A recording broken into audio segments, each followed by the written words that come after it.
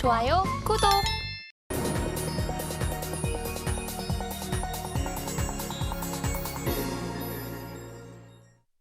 네, 개인 투자자가 아닌 전문가는 장 시작 전 뉴스를 볼 때 어떤 부분에 초점을 맞출까요? 오늘의 일면 헤드라인입니다. 미국 소비 시즌 시작, 수출입 지표 주목. 자, 헤드라인 풀어주실 분이죠. 인사이트K 배종찬 소장 모십니다. 어서 오세요. 안녕하십니까. 소장님, 이제 네. 진짜 12월로 접어듭니다. 그렇습니다. 산타랠리 보일 수 있을까요? 자, 산타랠리 이야기들 참 많이 하시는데 저는 이런 말씀을 드리고 싶어요. 그래도 연말까지 남아있는 투자자들의 기회는 산타랠리 정도밖에 없다. 그것밖에 없다. 그렇죠. 네. 그러니까 산타랠리가 무엇이고 산타랠리에서 무엇을 노려야 되는지를 아는 것이 더 중요하죠. 있고 없고 생각하다가 시간을 다 보낼 필요는 없습니다. 지금 미국의 연말 소비 시즌이 이제 본격적으로 시작됐습니다. 땡스기빙 데이도 있고 추수감사절도 있고 크리스마스 시즌까지 이제 연결이 됩니다. 그래서 미국이 그래도 연말에 소비를 많이 하는, 그러니까 우리가 연중 4개의 분기로 나눠보면 그래도 4분기에 제일 소비를 많이 해요. 원래 여름에 휴가철에 많이 할 거라고 생각하는데 연말에 그래도 많이 연말에 송년회다 뭐다 이렇게 하면서 돈을 쓰게 되는 그런 시즌이게 됩니다. 자, 미국 국채금리가 내린 것도 지수에 또 호재로 작용되고 있고 실적 시즌 종료로 특별한 모멘텀은 좀 부족하죠. 없어 보이죠. 하지만 외국인 수급은 계속되고 있다는 점을 보면 그래도 연말은 연말이다. 우리가 뭐 산타랠리 반대로 뭐 사탄랠리를 이야기하는데 우리가 뭐 사탄랠리를 기대할 건 아니지 않겠습니까? 그럼요. 산타랠리를 어떻게든 기대를 해야 되겠고 주된 변수는 말 그대로 지표입니다. 10월 제조 PMI와 11월 한국 수출입 지표가 어떠냐. 그만큼 미국이 그래도 연말 소비 시즌에 대한 효과를 누린다. 또 중국도 좀 괜찮아지는 편이다 연말에. 그러면 어쨌거나 우리 수출 지표가 좋아질 수는 밖에 없다는 거. 그 점을 좀 눈여겨보실 필요가 있습니다. 일단 이 그래프를 보시더라도 산타 그림이 있는데 네, 반갑네요. 네, 저하고 덩치가 비슷한 것 같기도 하고. 약간 닮으신 것 네, 같습니다. 올해 미국 S&P 500 지수 추이를 보더라도 자 10월 27일 기점으로 해서는 올라가고 있거든요. 그래도 적어도 이런 걸 본다 그러면 산타랠리의 효과 자체를 우리가 무시할 수만은 없다. 그리고 아까도 말씀드린 1950년 이후에 이 지수의 분기별 평균 상승률을 보더라도 결국 1분기, 2분기, 3분기, 4분기 하더라도 4분기예요. 보통 우리가 이제 주식시장이 3분기에 좀 주춤하고 4분기에 10월, 11월, 12월 살아난다고 하기 때문에 12월에 대한 기대를 좀 해보셔도 좋지 않을까라는 생각을 해보고요. 결과적으로는 어떤 식으로 이제 그렇다면 우리가 이 산타랠리 시장을 좀 주목해봐야 될까? 이 부분이 더 중요한 거 아니겠습니까? 그럼요. 그런 점에서 먼저 산타랠리라는 것은 결과적으로는 이 연말에 소비 심리에 이제 편성을 해서 주가도 좋아진다. 이런 부분을 말씀드릴 수가 있는데 그만큼 연말 이제 이 시즌으로 접어들면서 좀 훈훈해지는 산타랠리에 대한 우리 기대를 좀 해볼 필요는 있을 것 같아요. 그러니까 아까도 말씀드렸지만 S&P 500 지수가 좋아지고 있는 것도 있고 그리고 돈을 쓸 수밖에 없는 날들이 있습니다. 추수감사절 써야 돼요.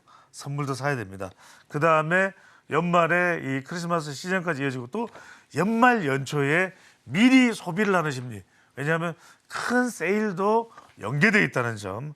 그 점도 우리가 눈여겨보실 필요가 있는데 특히 이제 소비재나 또 헬스케어 같은 경우에 왜냐하면 우리가 건강 관련된 제품들도 보통 연초에 사기보다는 연말에 그래 이거 좀 우리가 내년에는 이제 건강에 신경 써야 될 것 같아. 그러니까 연초에 작심삼일을 하기 위해서라도 연말에 사둘 필요가 있는 것이죠.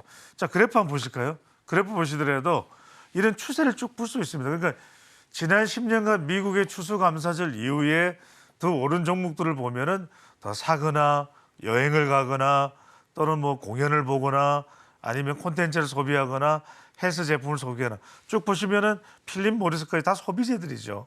쭉 이어지고 있다는 사실을 우리가 확인할 수가 있죠. 그러니까 우리가 지난 수십 년간의 미국의 이 정시를 분석해 보더라도 산타랠리가 있었느냐 없었냐 그래도 87%의 확률로는 있었다는 거예요. 그러니까 좀 더 지난해에 비하면 지지난해에 비하면 조금 부진했을지는 모르겠지만 그 부분을 소비자의 관점에서는 눈여겨보실 필요가 있을 것 같고 자 연말 소비 시즌에 그렇다면 소비재도 괜찮다라는 말씀을 드렸는데 결국 특정 종목입니다.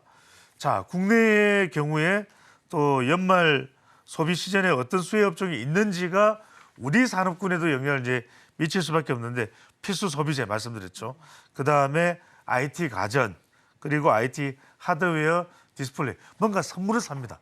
제가 뭐 특정 이 전자제품을 파는 마트를 말씀드려도 될는지 모르겠는데 제가 미국에 몇 년 살 때는 이때쯤 베스트 바이가 난리가 나요. 아하. 아실 겁니다. 네. 우리로 치면 이제 용산 같은 곳인데 가서 너나 할 것 없이 제품을 다 집어요. 왜? 사야 되니까. 그 정도로 관심이 많아지는 시기가 연말 시즌이다. 아까도 말씀드렸지만 연말에는 뭐 사고 싶다 그러면 또 사줘요. 그래서 그런 것이 바로 이른바 심리적으로도 산타가 된다라는 말씀을 드려야 될 것 같고요. 그래서 IT 하드웨어나 뭐 디스플레이 업종을 보면은 11월 들어서 외국인들이 좀 순매수를 하고 있다. 그런 부분도 우리가 계속해서 산타랠리에 대한 모멘텀이 존재한다. 이런 부분 좀 보시면 좋을 것 같고 이때 조금 주목해 보실 분은 중국 시장과 관련해서는 이럴 때 연말에 또 이른바 산타랠리나 뭐 광군제도 있겠죠. 이런 거 이제 블랙 프라이데이도 얘기를 합니다만 맞물려서 위메이드 같은 게임 업종에도 좀 주목을 해볼 필요가 있습니다. 그래서 3분기에 호실적이 나왔던 것도 그런 기대감이 위메이드라고 하는 게임 업체와 좀 맞닿아서 연관돼서 반영이 됐다고 볼 수 있을 것 같고요. 관심 둬야 될 업종으로는 반도체, 뭐 제품과 관련되니까 자동차 한 대 좀 사겠죠. 은행, 항공우주, 방산도 좀 괜찮다라고 보셔도 좋을 듯합니다. 네, 변수가 남아 있긴 하지만 그래도 산타랠리에 대해서 기본적으로 기대감은 물려오고 있는 것 같습니다. 저희 소장님께 저도 하나 뭐 좀 해달라고 쫄라봐야 될 것 같아요. 네, 그렇다면 바로 이제 투자 섹터와 종목 이야기로 들어가 볼게요. 자, 여기서 우리가 한번 눈여겨봐야 될 부분은 소비재입니다. 일단 소비재 그럼 많은 분들이 생각하는 것이 뭐 화장품도 있을 테고 어떤 제품을 사는 것이기 때문에 화장품 또 그 외에 편의점 이쪽 생각들을 많이 합니다. 음식료품도 해당될 수가 있을 거예요. 오늘 제가 소개해드리려고 하는 회사는 우리에게는 GS25로 많이 알려져 있는 GS 리테일입니다. 근데 GS 리테일이 편의점 사업만 하진 않아요. 또 하나 말씀드릴 부분은 편의점 사업은 꾸준하지만 뭔가 좀 파격적인 성장 모멘텀이 또 만들어지지는 않습니다. 그런데 이 편의점 사업 또 다른 사업까지도 하고 있는 GS 리테일을 왜 주목하느냐 하면 조금 생각이 바뀌고 있는 것 같아요. 그래서 산타랠리와 이 맞물려서 연계해서 GS 리테일을 소개를 해드립니다만 잠깐만 한번 바로 차트를 보시죠. 제가 이제 한 2016년 그래프부터 우리 방송에서는 계속 보여드리는데 한때는 7만 원 가까이도 갔단 말이에요. 근데 왜 이렇게 낮아졌을까? 사업은 더 늘어났어요. 사업은 더 늘어났는데 계속해서 그 사업들에서 수익이 별로 안 나와요. 근데 최근에 GS 리테일의 리더십이 좀 바뀌고 있다. 잘 안 되는 건 과감히 포기하자. 대신에 잘 되는 것을 좀 더 파격적으로 육성을 하자. 이런 상황이 나오는데 그래서 좀 더 스마트하게 움직입니다. 그래서 GS 리테일이 충남과 충청남도와 연결을 해서 그런 농산물이나 이런 것들을 적극적으로 GS25 편의점에서 판매를 하겠다는데 상당히 이 부분이 다양하고 잘만 된다면 한 9천억 정도까지도 확장되는 그런 파생 수익이 가능하다고 그럽니다.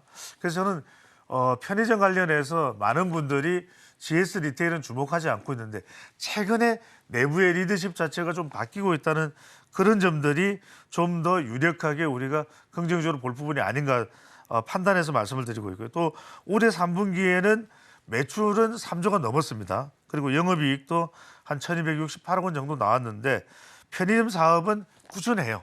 근데 다른 사업을 어떻게 하는지에 대해서 앞으로도 우리가 주목을 해볼 필요가 있을 것 같고요. 그 다음에 산타랠리 할 때 주목을 하는 기업들이 어디냐면 제약바이오입니다. 왜? 꾸준히 1년 동안 임상을 비롯해서 좀 성과를 냈나? 어떤 중요한 계약들이 이루어졌냐? 그래서 소개해드린 기업이 ABL 바이오입니다. 바로 그래프를 한번 보시죠. 이 그림을 한번 보시면 자 ABL 바이오가 이름은 잘 모르시는 분들이 많을 텐데 제가 두 가지를 중점적으로 소개를 해드립니다. 지금 어떤 계약들을 맺어왔는지 바로 화면에 나올 것 같은데 요거 하나 하고 실제 이 기업을 이끌고 있는 분이 누군가라는 것을 말씀을 드려야 될 것 같은데 자 나오는 동안에 제가 이 이상훈 대표에 대해서 좀 설명을 드리면 ABL 바이오의 대표입니다. 그런데 이상훈 대표가 미국에서 아스트라제네카 또 제넨텍 다국적 엄청난 기업들입니다. 여기에서 일단 연구원으로 연구개발자로 근무를 했었고 파맵신을 또 공동 창업을 했었고 하나케미칼의 바이오 사업 총괄 등을 거쳐서 2016년에 ABL 바이오를 이제 창업을 했는데 그만큼 쨍쨍한 사람이라는 거죠. 쨍쨍한 표현을 써내요. 자, 이걸 보시면 여러분한테 그 정도로 자신 있게 말씀드릴 수 있는 것이 암과 관련된 항암제를 개발해냈어요. 그래서 이름 자체가 ABL 바이오니까 ABL 111, ABL 103인데 자 보십시오. 한도 개의 기선을 이전했다. 그다음에 우리가 파킨슨 병 이 부분은 많은 숫자가 걸리는 병은 아니더라도 굉장히 우리가 주목하고 있는 그런 질병입니다. 근데 ABL 301로 통해서 임상 1상만 했는데 산오피 전 세계적 제약 바이오 기업이죠.